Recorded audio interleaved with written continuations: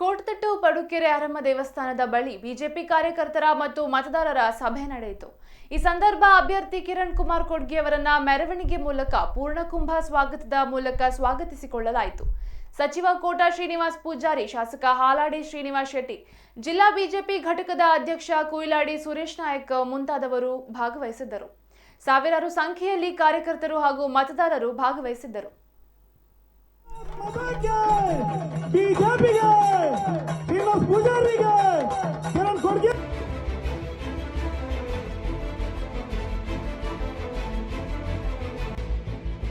ವರ್ಷ ಆದ ಕೂಡಲೇ ಮೊಮ್ಮಕ್ಕಳು ಕೊಟ್ಟರೆ ಹಣ ಮಾತ್ರ ಖರ್ಚು ಅವರಿಗಿತ್ತು. ಮಕ್ಕಳು ಅವ್ರ ತಾಪತ್ರದಲ್ಲೇ ಇರ್ತಾ ಇದ್ರು.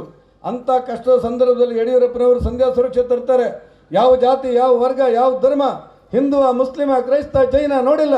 65 ವರ್ಷ ಆದವರಿಗೆಲ್ಲರಿಗೂ ಕೂಡ 1200 ಕೋಟಿ ರೂಪಾಯಿ ಕೊಡುವಂಥ ಸಂಧ್ಯಾ ಸುರಕ್ಷೆ ಯೋಜನೆಯನ್ನು ಜಾರಿಗೆ ತಂದೆವು. ಇವತ್ತು 1200 ರೂಪಾಯಿ ಬರುತ್ತೆ ಒಬ್ಬೊಬ್ಬ ಮುದುಕರಿಗೆ. 18 ಲಕ್ಷ ಜನ ಕರ್ನಾಟಕ ರಾಜ್ಯದಲ್ಲಿ ಸಂಧ್ಯಾ ಸುರಕ್ಷೆ ತಗೊಳ್ತಾರೆ. ನಾವು ಗ್ಯಾರಂಟಿ ಕಾರ್ಡ್ ಕೊಟ್ಟೆವಾ? BJP ಗ್ಯಾರಂಟಿ ಕಾರ್ಡ್ ಕೊಡ್ತಾ? ನಮ್ಮ ಸರ್ಕಾರ ಬರುವ ಮುಂಚೆ ಒಂದು ಸಾರಿ ಯೋಚನೆ ಮಾಡಿ ನೀವೆಲ್ಲ ಮಹಿಳೆಯರು. ನಮ್ಮ ಸರ್ಕಾರ ಬರುವ ಮುಂಚೆ ಬೀದರ್ನಂಥ ಜಿಲ್ಲೆಯಲ್ಲಿ, ಬಿಜಾಪುರದಂಥ ಜಿಲ್ಲೆಯಲ್ಲಿ ಹೆಣ್ಣು ಮಗು ಹುಟ್ಟಿದ ಕೂಡಲೇ ಆಸ್ಪತ್ರೆಯಲ್ಲಿ ಬಿಟ್ಟು ಹೋಗ್ತಾ ಇದ್ರು. ಹೆಣ್ಣನ್ನು ಸಾಕೋದು ನಮ್ಮ ಕಷ್ಟ, ಮದುವೆ ಮಾಡೋದು ಕಷ್ಟ, ಶಿಕ್ಷಣ ಕೊಡೋದು ಕಷ್ಟ.